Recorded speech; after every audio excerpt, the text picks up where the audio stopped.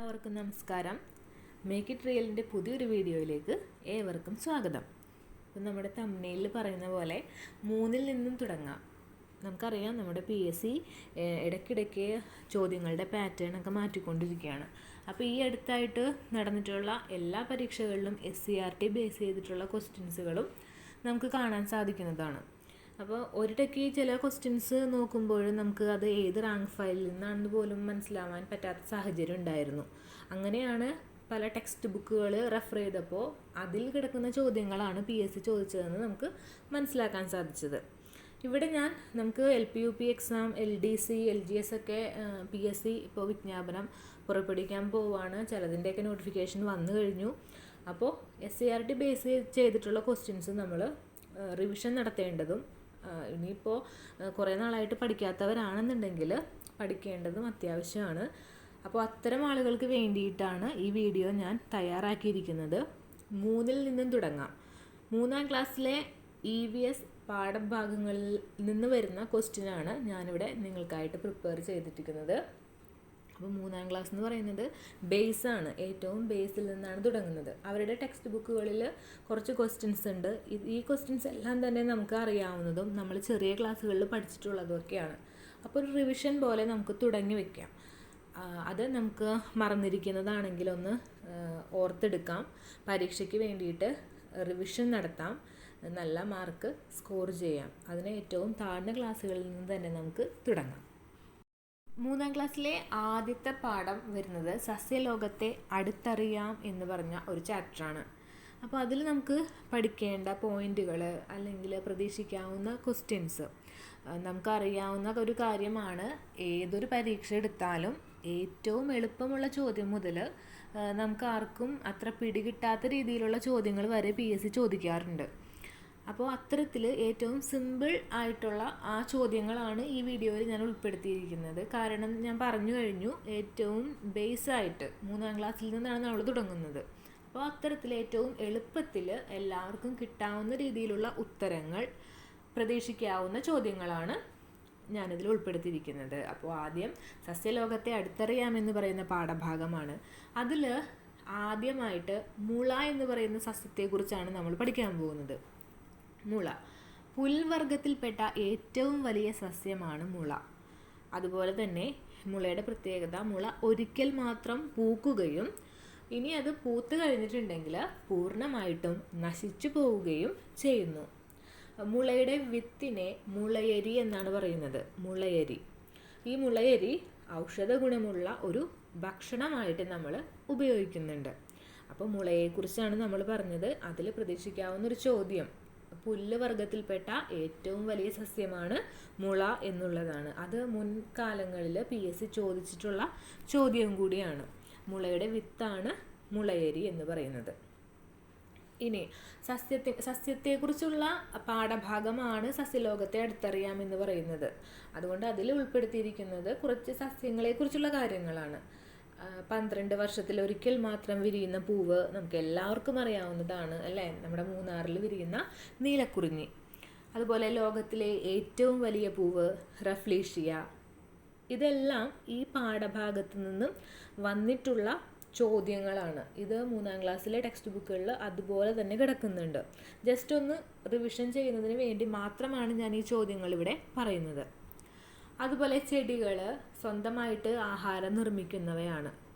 അതായത് പച്ച നിറത്തിലുള്ള ചെടികൾ, അവയ്ക്ക് ആവശ്യമായ ആഹാരം അവ സ്വയം നിർമ്മിക്കുന്നു. ചെടികൾ അവയ്ക്ക് ആവശ്യമായിട്ടുള്ള ആഹാരം നിർമ്മിക്കുന്ന സസ്യഭാഗമാണ് ഇല അല്ലേ. അതുകൊണ്ട് തന്നെ ആ സസ്യങ്ങളുടെ അടുക്കള എന്നറിയപ്പെടുന്ന ഭാഗവും ഇല തന്നെയാണ്. ഇനി ഈ ടെക്സ്റ്റ് ബുക്കിൽ നമ്മൾ നോക്കുകയാണെങ്കിൽ ഭക്ഷണമായി ഉപയോഗിക്കുന്ന സസ്യഭാഗങ്ങൾ എന്ന് പറഞ്ഞൊരു ടേബിൾ കിടക്കുന്നുണ്ട്. അപ്പോൾ അതിൽ കിടക്കുന്ന ആ ഭാഗങ്ങൾ പാഠഭാഗത്തിൽ പറയുന്ന ഭക്ഷണമായി ഉപയോഗിക്കുന്ന സസ്യഭാഗങ്ങളെ കുറിച്ചാണ് ഇനി ഞാൻ പറയുന്നത്. പൂവ് ഭക്ഷണമായിട്ട് ഉപയോഗിക്കുന്ന ചെടികളിൽ ഉള്ളി, മുരിങ്ങ എന്നിവ വരുന്നുണ്ട്. ഉള്ളി, മുരിങ്ങ എന്നിവയുടെ പൂവ് നമ്മൾ ഭക്ഷണമായിട്ട് ഉപയോഗിക്കുന്നു.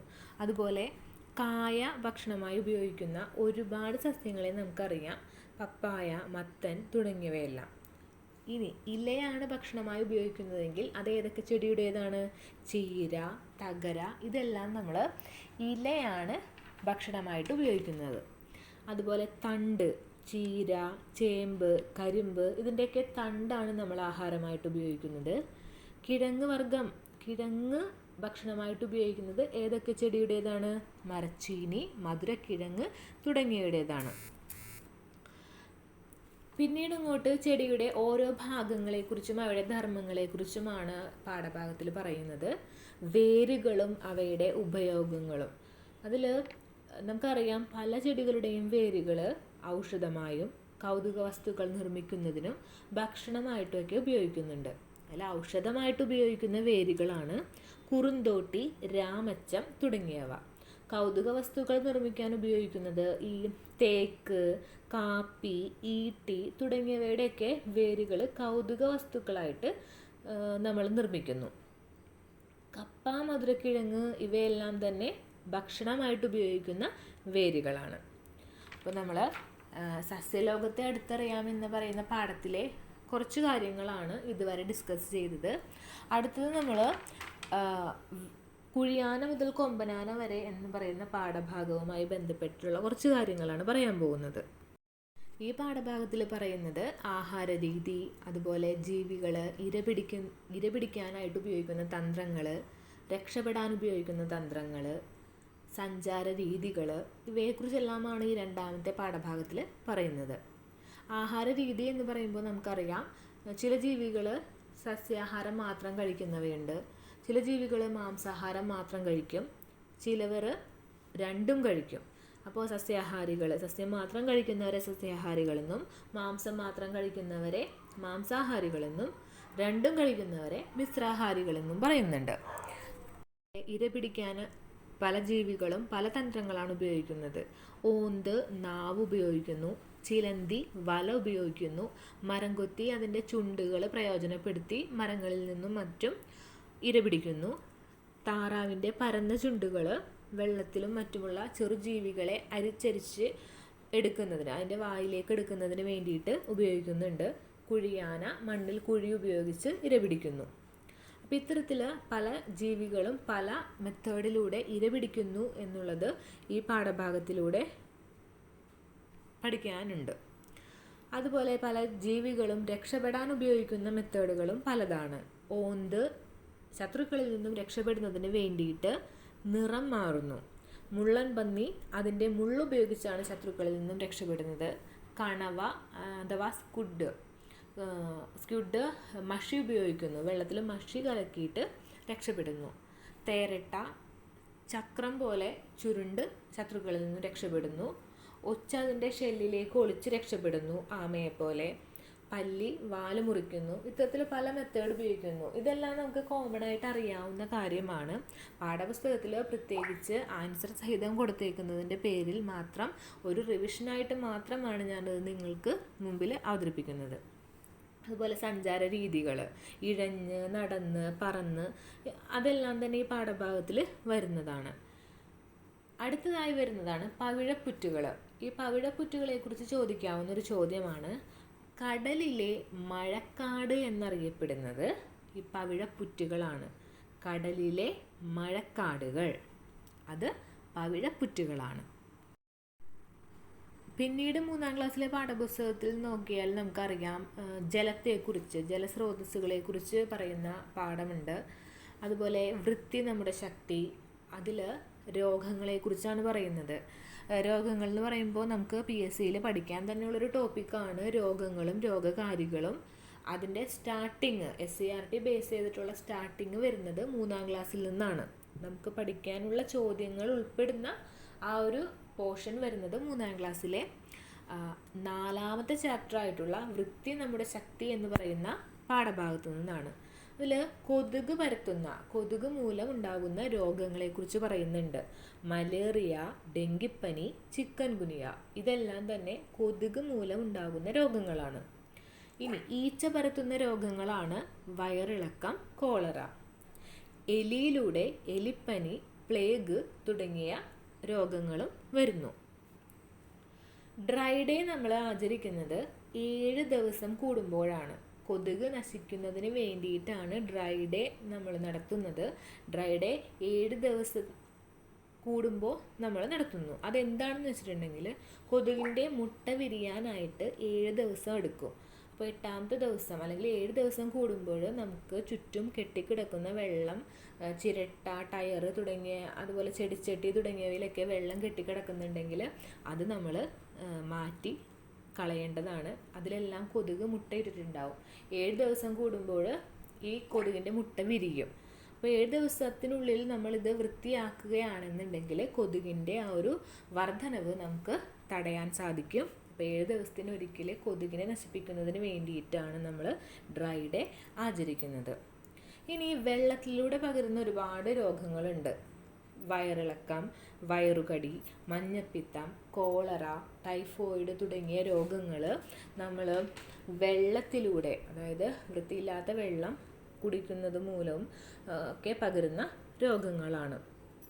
ഇത്തരത്തിൽ വരുന്ന ഈ വയറിളക്ക രോഗങ്ങളെല്ലാം തന്നെ ചികിത്സിക്കാനായിട്ട് ഉപയോഗിക്കുന്ന മിശ്രിതമാണ് ORS മിശ്രിതം. ORS മിശ്രിതത്തിലൂടെ നമുക്ക് വയറിളക്ക രോഗങ്ങളെ ചികിത്സിക്കാനായിട്ട് സാധിക്കും. അടുത്തൊരു ചാപ്റ്റർ വരുന്നത് രുചിയോടെ കരുത്തോടെ എന്ന് പറഞ്ഞിട്ടാണ്. അതിൽ പറയുന്നത് നമ്മൾ കഴിക്കുന്ന ആഹാരം, ആഹാര രീതികൾ തുടങ്ങിയവയൊക്കെയാണ്. പഴങ്ങളുടെ രാജാവ് മാമ്പഴമാണ്. പച്ചക്കറികളിൽ സുന്ദരി ക്യാരറ്റാണ്. കിഴങ്ങ് വർഗ്ഗങ്ങളിൽ കേമൻ മധുരക്കിഴങ്ങ്. ഇതെല്ലാം ആ പാഠഭാഗവുമായി ബന്ധപ്പെട്ട് പാഠപുസ്തകത്തിൽ കിടക്കുന്ന ചോദ്യങ്ങളാണ്.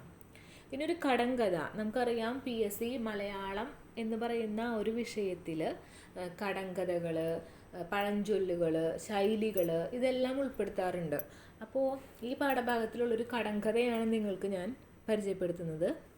പെട്ടി നിറച്ചും ചപ്പും ചവറും, ചപ്പിനകത്തു നിറച്ചും കുപ്പി, കുപ്പിയിലൊക്കെ ഒരേവിധ ഗുളിക.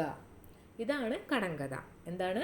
പെട്ടി നിറച്ചും ചപ്പും ചവറും, ചപ്പിനകത്തു നിറച്ചും കുപ്പി, കുപ്പിയിലൊക്കെ ഒരേവിധ ഗുളിക. നിങ്ങൾക്ക് ഗസ് ചെയ്യാൻ പറ്റുമോ എന്നുള്ളത് ആലോചിക്കുക. അതിൻ്റെ ആൻസർ എന്താണെന്ന് ഊഹിച്ച് നോക്കാം. അതിൻ്റെ ആൻസർ ചക്കയാണ്. അപ്പോൾ ഇത്തരത്തിൽ പാഠഭാഗങ്ങളിൽ കിടക്കുന്ന കടങ്കഥകളും മറ്റും നമ്മൾ അറിഞ്ഞിരിക്കണം. ഒരുപക്ഷെ PSC SCERT ടെക്സ്റ്റ് ബുക്കുകളിൽ നിന്നും അതേ കടങ്കഥ തന്നെ എടുത്ത് നമ്മളോട് ചോദിക്കാവുന്നതാണ്.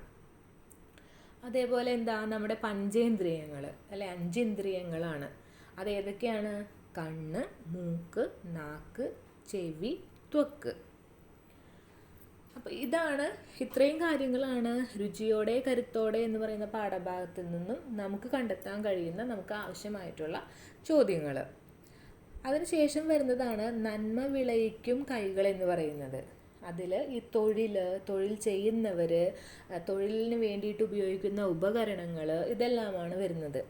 അതിൽ പ്രധാനമായിട്ടും നമുക്ക് നോക്കാൻ കഴിയുന്നത് നെൽകൃഷിയുടെ ഘട്ടങ്ങളാണ്. നമുക്കറിയാവുന്ന കാര്യങ്ങളൊക്കെ തന്നെയാണ്. എന്നാലും നെൽകൃഷിയുടെ ഘട്ടങ്ങൾ നമ്മളൊന്ന് ഓർത്ത് വയ്ക്കുക.